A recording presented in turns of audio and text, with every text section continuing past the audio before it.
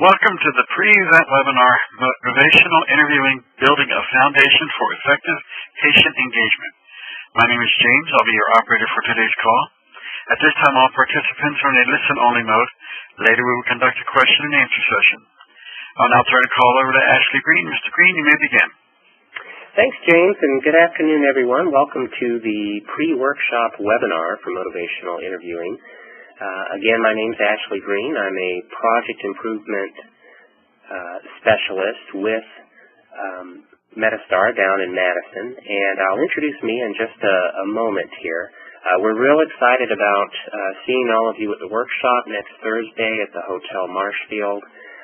It's going to be a real treat for all of you if you haven't had a chance to work with Mia before. She's absolutely wonderful presenter, very experienced. A couple of quick housekeeping items before I do introduce her. So as James said, the lines are muted now, but we're going to have a Q&A session towards the end of the call that will invite you to enter. But in the meantime, as Mia is presenting, if a question arises, feel free to enter that into the chat box, and I'll kind of help Mia monitor that and get your question answered. There's also going to be an eval at the end of the presentation. If you could take a moment to fill that out, we would definitely appreciate that. And then finally, we often get questions about whether slides are available after the call. I'm certainly happy to send those. As far as recordings, that usually takes a couple of extra days to post, but we'd be happy to send that information out as well. So with that, it's my pleasure to introduce Mia Croyle, who's going to be your presenter next week. Mia has extensive experience using and helping others learn motivational interviewing. She's a member of the Motivational Interviewing Network of Trainers, and she's facilitated workshops for diverse groups of professionals across the country. Trained as a clinical mental health counselor, Mia has used MI in primary care and behavioral health contexts, as well as in telephone coaching for patients and families facing significant medical issues. Having experienced the enhancement in her own ability to partner with people and promote complex behavior changes as a result of using MI, Mia enjoys sharing this approach with others and has trained professionals in healthcare, social service, early childhood, and criminal justice settings.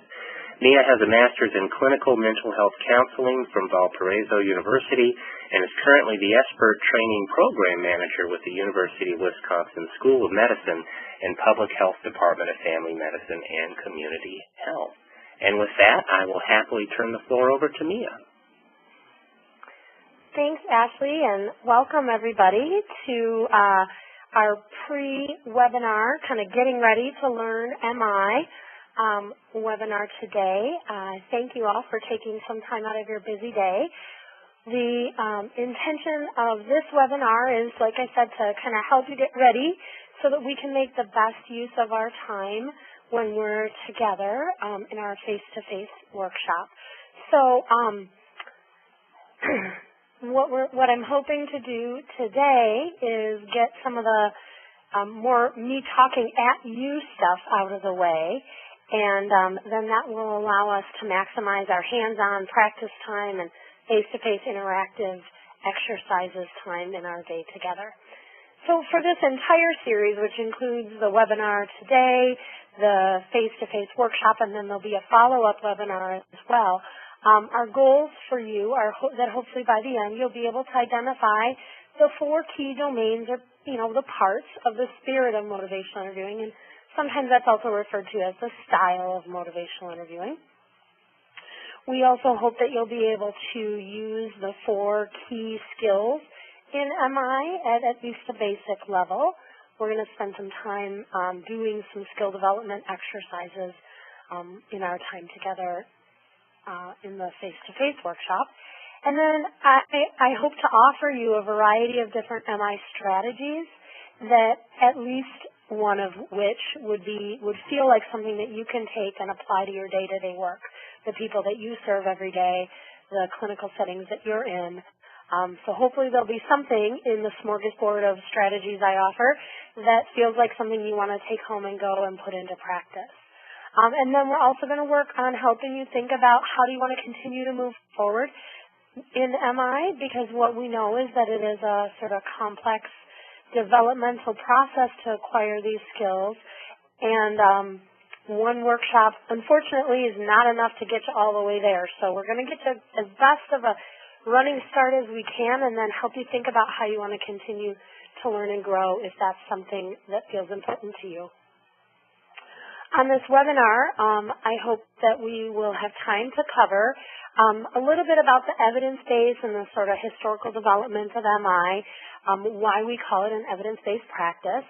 And we'll talk a little bit about the worldview of MI, which is the underlying foundation for that spirit or style or just sort of general approach and orientation that we use in MI. So Ashley gave me a great introduction. I don't feel like I need to enhance that in any way, just that I've really been fortunate to be able to have lots of opportunities to try using MI with various populations. And I really do feel like it has revolutionized the way that I approach other people, both professionally and personally, quite frankly. And so I tend to get excited about new applications and about introducing new people to this approach. So I will try to present it in, a way that really allows you to be the ultimate judge of whether it feels like a good fit for you or not. And not to be too persuasive and too overly enthusiastic about it as we go. So, what is motivational interviewing? I always like to start with the definition because I think the name for it doesn't always paint the best picture, or the most accurate picture. Motivational interviewing is a collaborative, person-centered guiding method. It's specifically designed to elicit and strengthen motivation for change. So that's kind of filled with a little bit of jargon. So an easier way to define motivational interviewing is just it's a way of structuring our conversations, generally, particularly when the conversation is about a change or a behavior. And the goal of structuring our conversations in that way is to help the other person hear themselves talking about their own arguments for making change. So in some ways, this flips our role a little bit on its head from the traditional healthcare approach where we're often in the role of us being the ones making the arguments for change. Motivational interviewing really invites us to think about how can we help the other person make their own arguments rather than those arguments belonging to us and we're asking them to accept our arguments.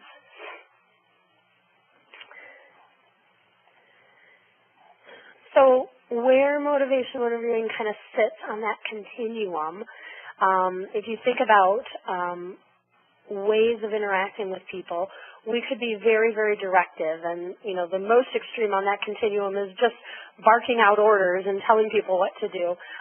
But, realistically in a professional setting, the directing style is much more, sort of prescriptive and I have all the answers and I'm going to give them to you. If we go all the way to the other end of that continuum, that's a following style, and that's where we really just let the other person completely be in charge of what we talk about, how we talk about it, what we work on, what we don't. If you think about sort of the caricature of a classic, counselor who just sort of sits back and strokes their chin and says, while the patient or the client is allowed to sort of talk about whatever. That's sort of our caricature of a following style. More realistically, though, perhaps, yes, in a counseling setting, we as the professional might be giving them some guidance, but there's really a wide open menu of what they can talk about, and the ways that they want to explore different areas of their life. A guiding style, which is what MI sort of falls in the category of, falls somewhere in between those two things. So there are very key, important ways that we are moving our conversation along and structuring things up and providing this framework for our conversation so that it will move along a progression. However, we're also doing that in a very partnering way and allowing at many key points the other person to make some decisions and be in charge of a lot of how we go about it. You know, it's sort of like the how of our conversation we take care of, but the what and the when the other person takes care of. So we say that motivational interviewing relies on a guiding style. And as we go through our learning about motivational interviewing, we're going to look at two of the main sort of aspects of MI. There's the relational side of things, and that is really about our style, our approach. Excuse me. That's the relational aspect talks about those elements of the spirit of motivational interviewing that we're going to talk about a little bit on the near the end of our time on this call. And then there's the technical aspect, and that's the specific skills that motivational interviewing uses and some of the specific strategies. If you've learned about MI in the past, you've probably learned quite a bit about the technical aspect of it. You've probably learned about the OARs, and that's our acronym for remembering the 4 key skills in motivational interviewing. You may have learned a decisional balance. That's one particular strategy that has been heavily sort of promoted. So those technical aspects of motivational interviewing are a very important component. The relational aspect is also a very important component, and what we see is that nothing about the technical aspect is unique to MI, and there's not a lot about the relational aspect that's unique to MI. What makes it uniquely motivational interviewing is when the two overlap, and that sort of creates the whole thing that is distinctly, identifiably motivational interviewing. So we have motivational interviewing first sort of emerged over 30 years ago. So in terms of some things, it's relatively new. In terms of others, it's got a nice solid history and foundation. The sort of book, well, the textbook on motivational interviewing is currently in its 3rd edition, and it's just called Motivational Interviewing, Helping People Change.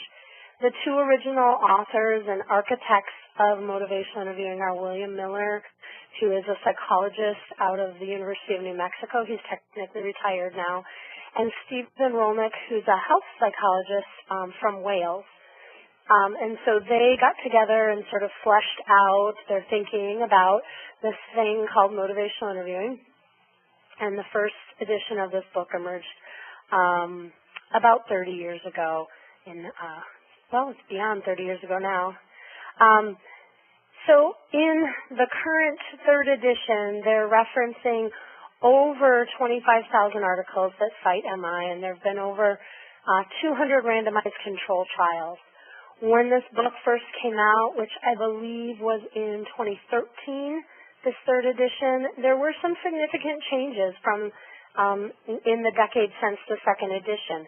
So for those of you that maybe learned MI a while ago, some things may be a little bit different than the way you learn them now. We've continued to research and learn and develop and grow in the motivational interviewing field, and the things that we train people to do now hopefully reflect those new learnings. I like to share this slide to talk a little bit about the research base of motivational interviewing. I'm not going to go into a long, boring, detailed description of all of the research, but I want to give you a little bit of an overview because motivational interviewing is an evidence-based practice, and I think it's important to sort of understand where that comes from and what that is. So this slide is nice and colorful.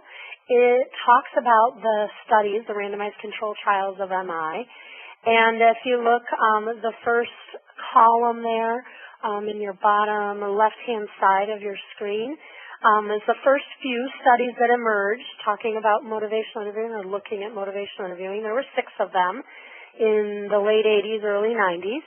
And the color of those, they were all red, so that means they were all done studying populations or clinical problems in the field of alcohol and other drug use. That's where motivational interviewing was sort of first conceived of and first applied. As you can see, though, in that next bar graph there, in that next bar, shortly thereafter, after the publishing of the first few studies, we start to see a lot more color.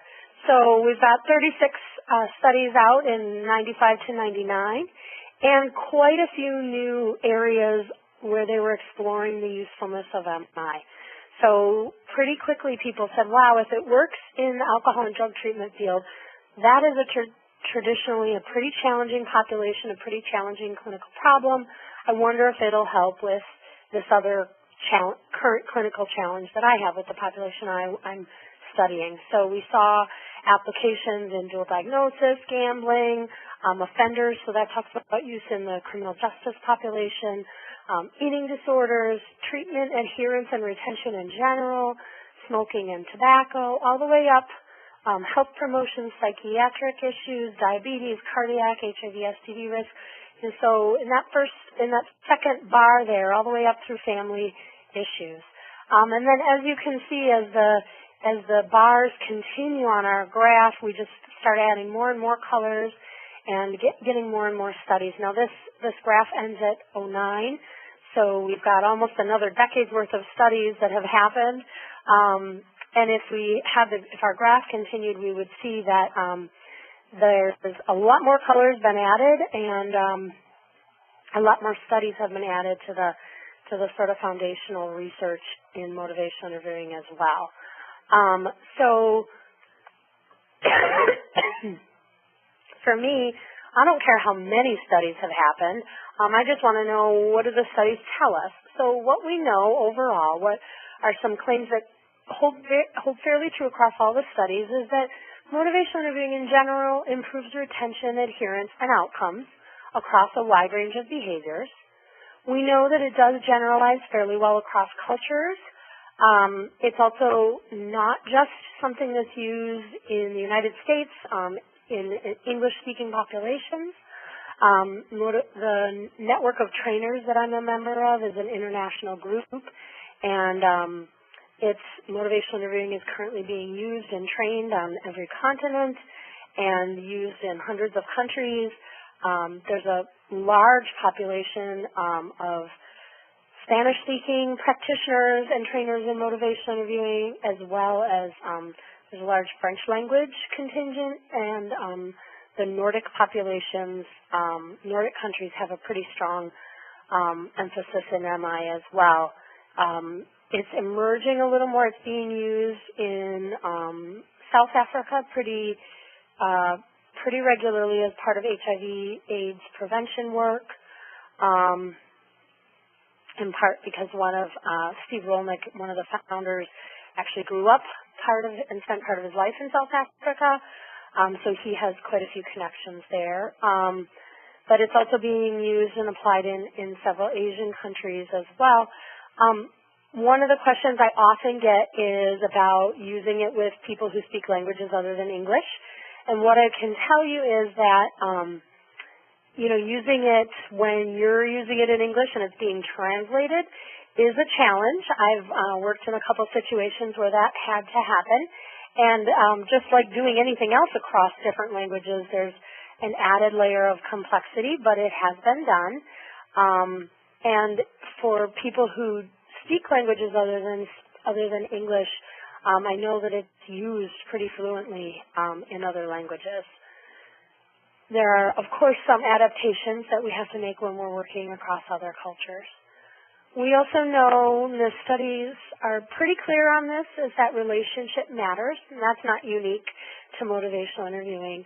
But one of the things that I found interesting is that is true whether it's sort of a long-standing relationship, like, hey, I'm going to see this person, they're my primary care physician, I'm going to see them over the course of 10 years, 20 years, or whether it's in a brief interaction. The amount of relationships that you're able to develop, the way that you and the other person are able to connect, really does matter and impacts outcomes pretty strongly. One of the uses that I used motivational interviewing with was in brief interventions, so doing screening and brief intervention for alcohol misuse in primary care settings. So the person didn't have a scheduled appointment to see me. I just was sort of an add-on to their appointment if they screened a certain way. So popping in the room, surprise, we're going to talk about your alcohol today. alcohol use today, and I would meet with them for somewhere between 10, 15 minutes, and that may have been the only time I ever met with them. MI gives us some tools to very quickly build rapport and connect with the other person in a partnering way so that we can leverage some of that relationship that really can impact outcomes. The next bullet on this slide, change talk, sustain talk, and discord, we're going to define all of those later, but they all do really matter, and they're all things that are in our control. So the things that we can get the other person talking about and the ways that we can connect with them really do impact outcomes, and they're things that we can reliably control. We know that MI is learnable. We've done quite a bit of research on ways that people learn MI well. And we know that proficiency, so how well you're doing at demonstrating motivational interviewing, that's reliably measurable as well. And when we measure it, higher proficiency is a very strong predictor of better outcomes for the patients. So for me, that's a strong indicator that this is something I want to focus on and something that I want to improve my skills as much as possible, because me working on my skillfulness in MI is going to be helpful to the patients that I serve. So looking at some of the meta-analyses that have been done that sort of try to aggregate and pull together all this research and say, kind of what's the bottom line. So there was a study in 2010, a meta-analysis of the research done in MI and healthcare, and what they found is that in about 75% of the cases, the patient or the client improved. So it's not a cure-all, it's not a magic wand, it's not going to show improvement, just using MI is not going to show improvement for everyone you work with, but about 75% of the people in the MI conditions improved in the various studies. And of that, about 50% of that was moderate but significant gains, and about 25% of them were more marked gains that had strong significance. So what are we aiming to do when we're doing motivational interviewing? We work to try to reduce the other person's resistance, and that talks about a couple different aspects of resistance, both how resistant they are to just working with us in general, and we call that discord, but then also just reducing their resistance to the very idea of changing. And oftentimes that's what we see. Feels like that discord to us is really just about them not feeling ready to change. Motivational interviewing gives us some particular strategies to try to lessen the chance that you're going to invoke that resistance in the other person, and it gives us some strategies to respond in a pretty effective way when that resistance does show up. Motivational interviewing also works by directly addressing the person's ambivalence. So ambivalence is that condition of sort of feeling two ways about something. I know I really should quit smoking. It would improve my health. And I haven't quit smoking yet because I've tried so many times and I just think it's going to be too hard, right? That's ambivalence. Often we hear those things connected with a but, I wish I could exercise more, but I just don't have time. I know I should eat better, but healthy food is so expensive. Whatever it is, this idea of I have arguments that feel pretty compelling to me on both sides of this issue. And that's the ambivalence. And so what motivational interviewing aims to do is really address that ambivalence, help people unpack it and sort through it so that hopefully they can move through it, as opposed to just trying to ignore one side of the argument so that we can, make our case strongly for change. Motivational interviewing also works to raise discrepancy, right? So we want the person to feel a little bit of discomfort. We want them to experience the difference between how their life is, how their health is, or whatever the situation we're addressing is, and how they want things to be. And that space, that gap between those two, is what we're referring to when we say that discrepancy. So we want to raise that for people. We want to help them feel it in a way that is uncomfortable enough to motivate change, but not so uncomfortable that they get overwhelmed and sort of like our little groundhog, jump back into their hole. So we want to do that in a pretty skillful way, and MI has some strategies to help us do that. And then the last one is really key, and this is being borne out by the research in pretty compelling ways, but we want to work to elicit change talk. So change talk in motivational interviewing is what we call any of the other person's own arguments for change. So whatever they would tell you about how they want to change, how they could change, how things would be better or different if they did change, all those things are their own arguments for change. We call that change talk, and what we know is that the more change talk we're able to elicit, the higher likelihood that the person is going to actually successfully make and sustain changes. Right, so there's a couple different components of being ready to make a change, and importance, how important you think the change is, and how confident you are that any efforts you put forth toward that change are going to be successful. So we have to work to try and address both of those as we have conversations with people about change. We want to hear about both things. A lot of times our efforts are focused on one or the other, right? So if we spend a lot of time educating someone about the dangers of smoking, we're trying to work on that importance component, right? If we spend a lot of time educating someone on ways to eat healthier, or ways to incorporate, more fruits and vegetables into their diet, we're giving them some strategies in the hopes that it will improve their confidence. So we want to be really mindful of those two elements so that we can target our interventions in intentional ways and deliberate ways that really help bolster the person where they need the help. And so our traditional approach, which has been called the deficit approach, I think that sounds a little mean, a little pejorative, but that's what it's been referred to as the deficit approach, really comes with an assumption about focusing on the problem, right? So when we approach a situation, right, we have a client, a patient who's just not changing. Everything from your point of view clearly makes an argument that they should change, but time after time they come back and they're in the same situation. And so we start asking ourselves a series of questions that basically is, what's the problem here? What's the matter? Is it that the person doesn't know? Maybe they don't understand. Maybe they don't know how. Perhaps they just don't care. Maybe they're in denial, right? And there are other assumptions we could come up with to answer that question of what's the matter. And so then we view our role as educating, informing, persuading, and just in general providing what's missing.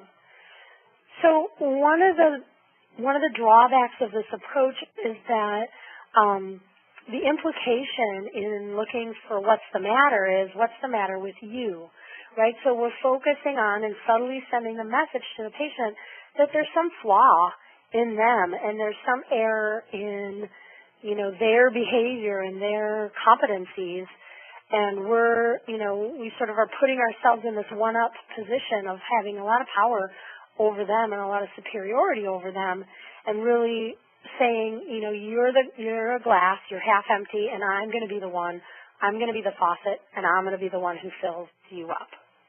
Right? So those are the messages that sort of get sent when we use this traditional deficit approach. Versus what's been called a competence approach is really much more strengths-based, and it focuses on what matters to the other person, right? So what are their strengths? What are their values? What are their existing resources? What's their perspective on this issue? What have been their past experiences that maybe inform this? And so then we view our role pretty differently. Our role is to listen and to aim to understand. We try to notice and reflect back themes that we're hearing or seeing and asking stimulating questions to really get them thinking about how might they move forward. Now, I say this because MI really emphasizes a competence approach. However, understanding and living quite a bit in the healthcare world, I understand that a lot of our role in our job is to do these things listed under the helper role, right? A lot of us have as part of our job to inform people and educate people. And, some of us are titled or even provider, right? Or we refer to ourselves as that. So it's not that we can't educate when we're using a competence approach. It's not that we can't inform people or provide them with things or link them to resources. And it's not that we can't notice what might be missing and try to connect people to those things in appropriate ways. It's just that we don't use that as our primary approach to solving the issue of the person's motivation, right? So we really try to focus on what the other person is bringing to the equation. And like I said, this is a very strength-based approach where we try to leverage the internal and intrinsic strengths that the other person is bringing, because ultimately they're going to have to go home and execute whatever these changes are, whatever this plan is, without us there to provide anything for them. So if we can help them identify and organize and leverage the strengths that they walk in the door with, they're going to be well equipped to put these changes into practice in their real lives every day. So the MI worldview really comes from a place of believing, a deep belief that people are competent. We base our actions on the assumption that other people have self-knowledge and attitudes and capabilities that can affect change. We remind ourselves over and over again that there are lots of people out there in the world changing their lives right now in real and meaningful and substantial ways without any input from us or any other professional. People change all the time in significant ways without us. And so we want to just hopefully be the catalyst for that change in the people we encounter and not the whole shebang. We want the other person really to be the whole shebang of the change. So our main focus is really being present with the other person in a way that supports change. So we break that down in MI into some components of the spirit and what we call the spirit. Some people feel like spirit's a little bit too oogly-boogly of a word, so we say style of motivational interviewing. But really it's the spirit, the way we sort of plant our feet before we approach anyone else. So there's 4 main elements of the spirit of motivational interviewing. And the first one is partnership, right? So that really talks about how are we connecting with the other person? How are we trying to move forward with them toward change? And so the metaphor that's often referenced is, do we feel like we're dancing with the other person or wrestling with the other person? So true disclosure, these slides I had to make sure that I had ownership of all the pictures in the slides.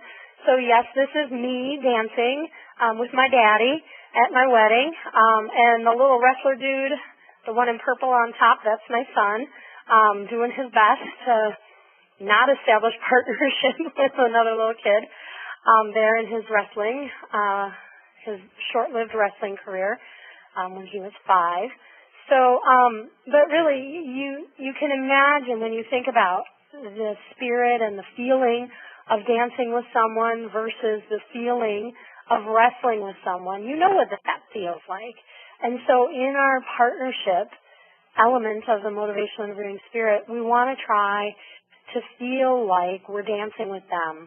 We want them to walk away from their experience with us feeling that way as well. And we'll talk, in our time together, we're going to play around with some specific strategies so that from the get-go, we can establish a sense of that partnership with other people. And it's about sharing power and being an equal partner with them. The second element of the spirit of MI is evocation. So that involves asking good questions, and that involves being a good listener. Really, evocation is just our fancy way of saying drawing it out from the other person, right?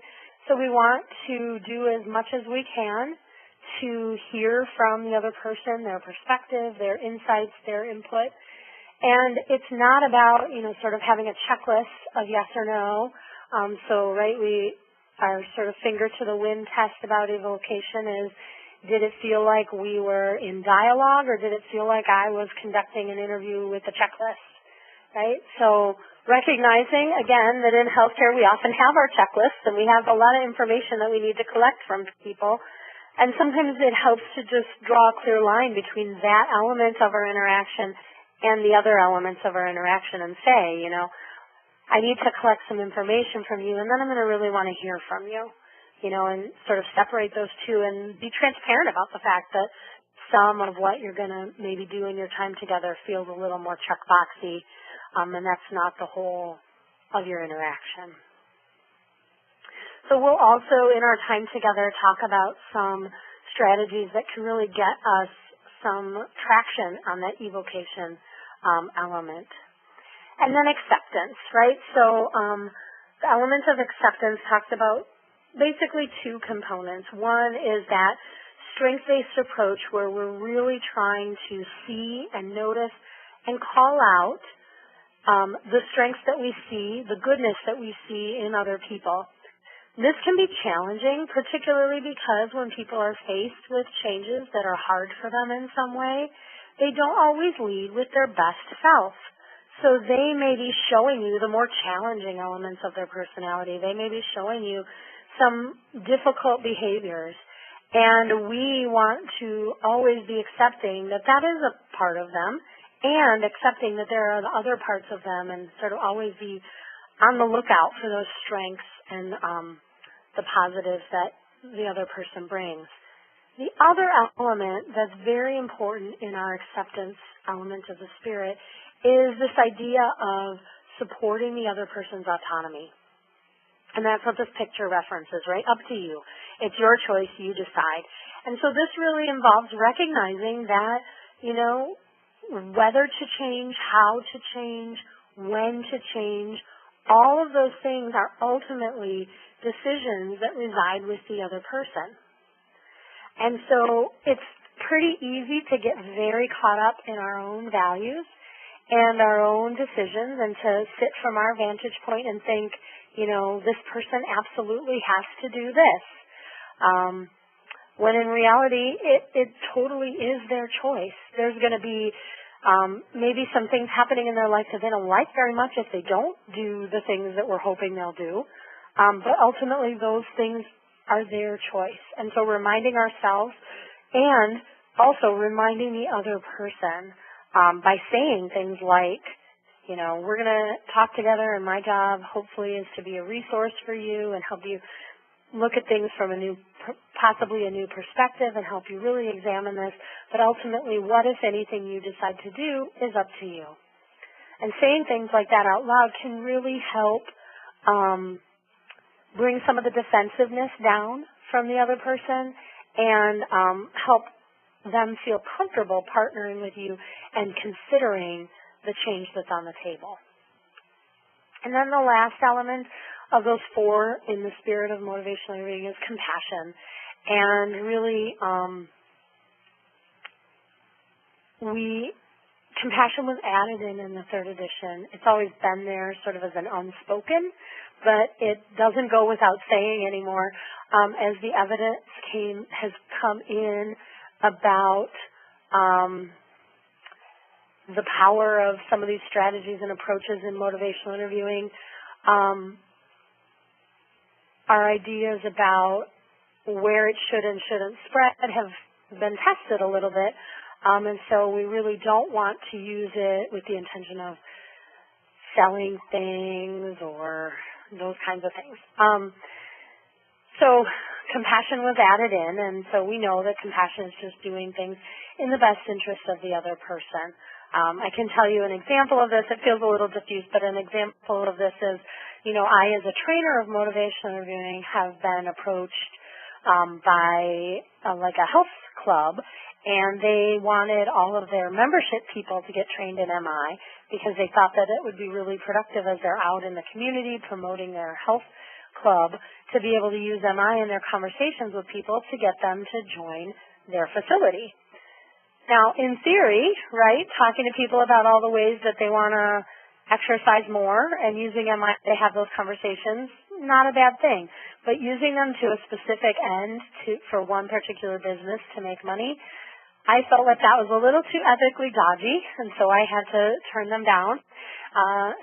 As a trainer, I did not accept that work. So, just thinking about that, making sure that we're doing things in the best interest of the patient. And then it's not named, but sort of the thread that ties this all together is empathy.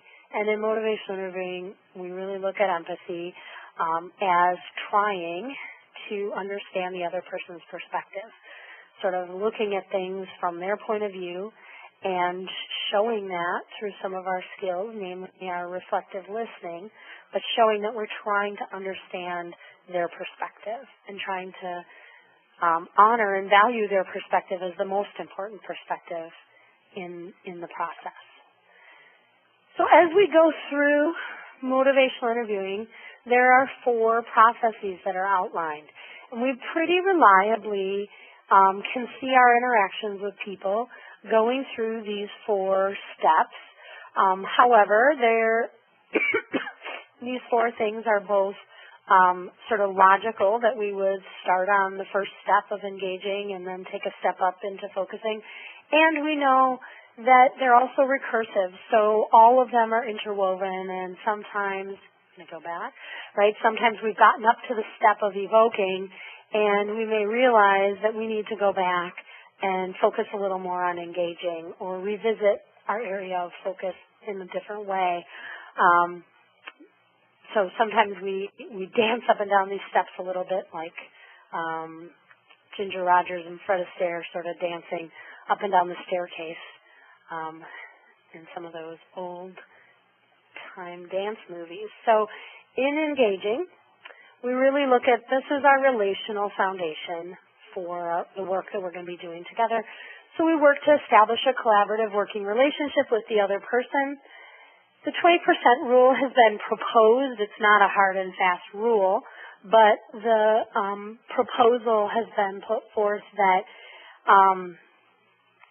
you think about how much time you're going to have with the other person and plan to spend about the first 20% of that time just focusing on connecting with them and establishing that collaborative working relationship. So for some people, for example, if you know you're going to spend 100 minutes with them, how luxurious, right? You would spend the first 20 on engaging. Again, if you're going to spend 10 minutes with them, you might spend the first 2 just on engaging. So the idea of thinking about it in a percentage is nice because it can move along with you as your different time availability works. And it works the same for more complex numbers, but I can't do them on the fly. So you'll notice all my numbers were very easy to do the math for.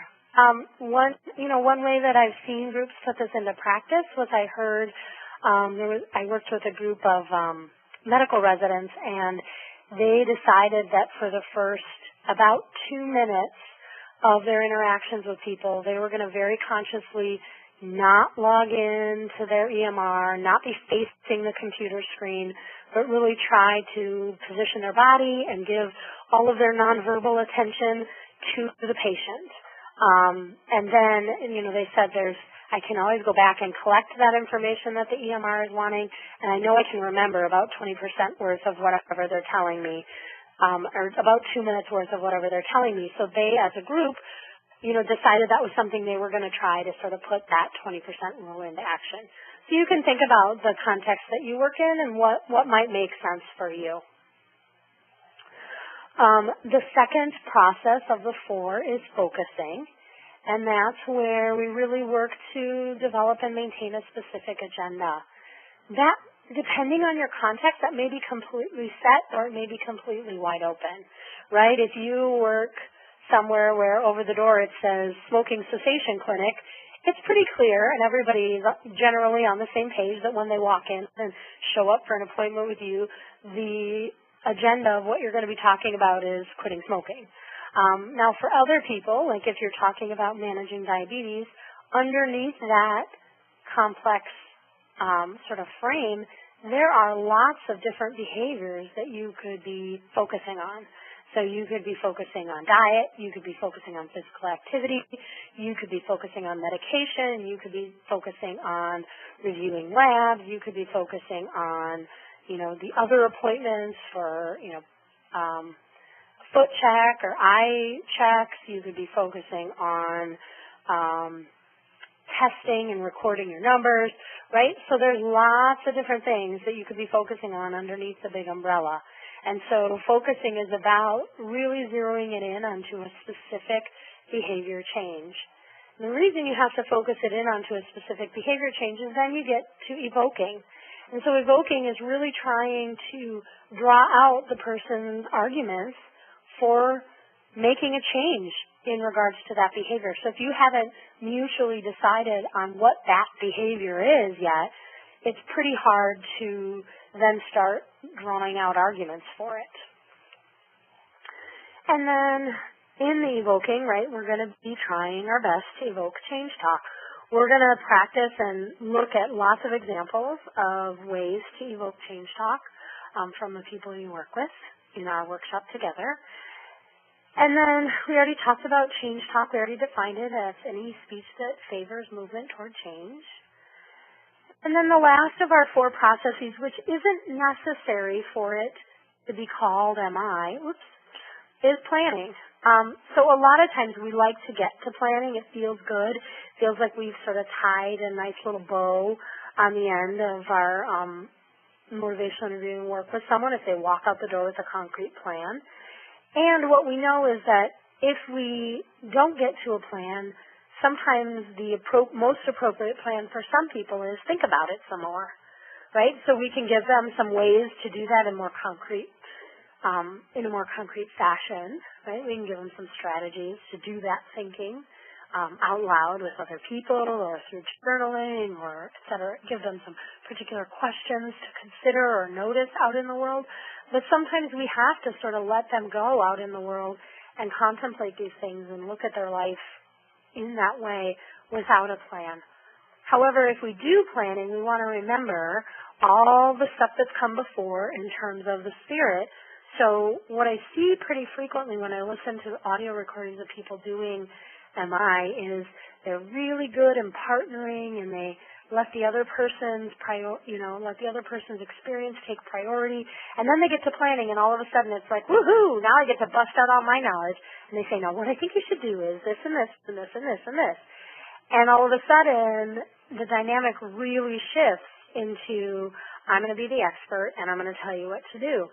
And so when we get to planning, if we get there, we have to remember that still the other person's ideas and thoughts and experiences and perspectives still take priority over ours in the process.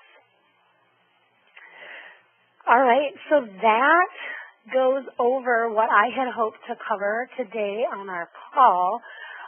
We have a few minutes left, and so what I'd like to do is open it up for some Q&A. And like Ashley said, you can certainly put anything in the chat box, any questions or comments. One of the things I'd really love to hear from you guys is if there are particular situations or clinical problems or populations that you want to make sure we spend a little time in our face-to-face workshop on. I can customize this to meet the needs of whoever's in the room.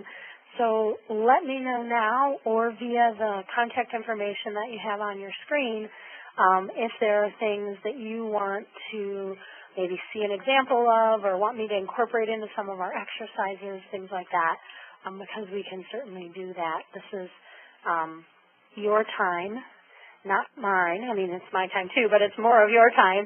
And I will feel just as successful if I stand up and talk about what you want me to talk about. In fact, I'll feel more successful if I have the opportunity to do that. So I'm going to let James give you the instructions on how to verbally share those thoughts or ideas or questions, or you can always type them in the chat box. Thank you, Mia. We can now begin the question and answer session. If you have a question, please press *1 on your touchtone phone. If you wish to be removed from the question queue, please press the pound sign or the hash key. If you're using a speakerphone, you may need to pick up the handset first before pressing the numbers.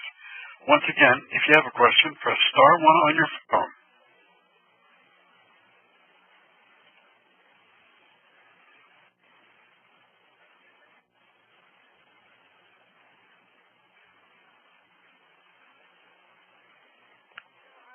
We have no questions over the phone.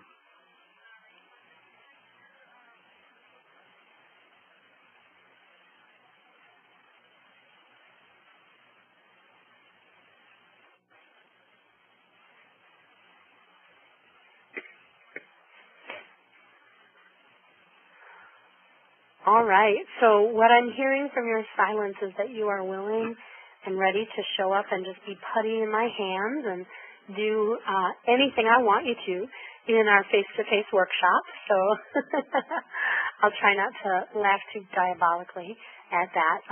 But no, really, I do just want to let you all know that, I see a text or a chat. I'll read that in a minute.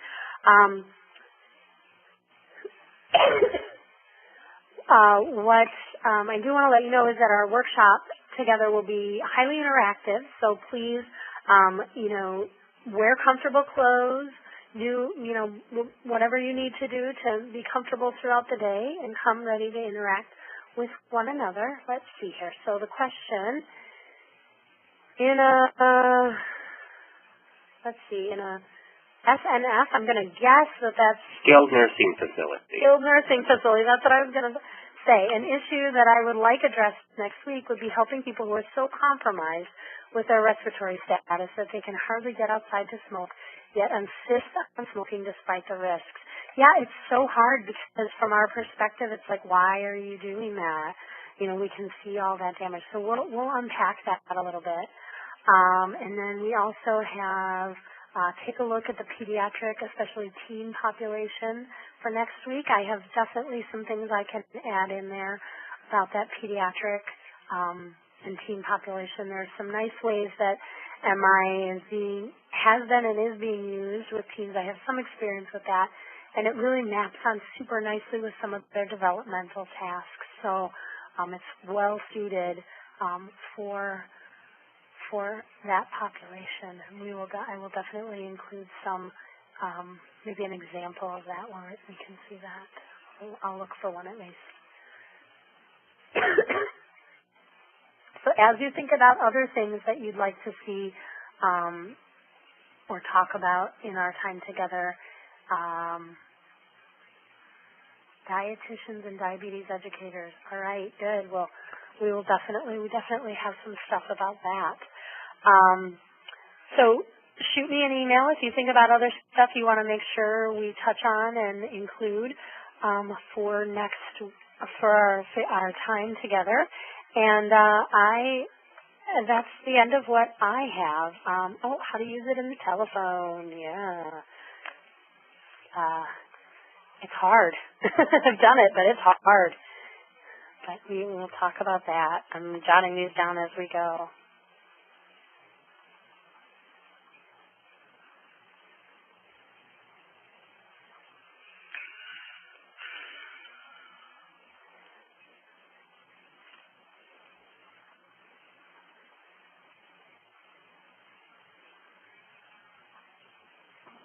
Any other questions or comments for Mia before we break from the call here? No questions on the phone.